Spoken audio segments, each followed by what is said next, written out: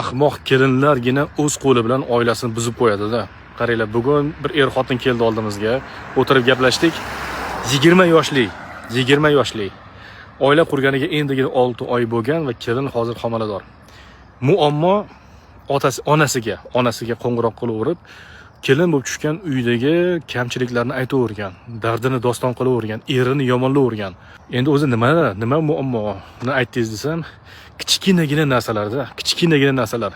Lekin uni hissiyot bilan yig'lab, ko'z yoshlar bilan aytgandan keyin otaga yetib borgan, onasi orqali xuddiki qiziga katta bir zulm qilingandek ko'ringan. Endi hozir ota kelib turib, sizlarni ajrashtirib yuboramiz deb turib, qizini olib ketib qoldi. Bizga bunday zolim kuyov kerak emas deyotganmish-da.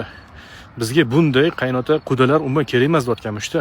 Muammo qizlar mana shu kelin kichkinagina narsalarni sabr qilmasdan telefon qilib ko'z yoshlar bilan dardini doston qilgan.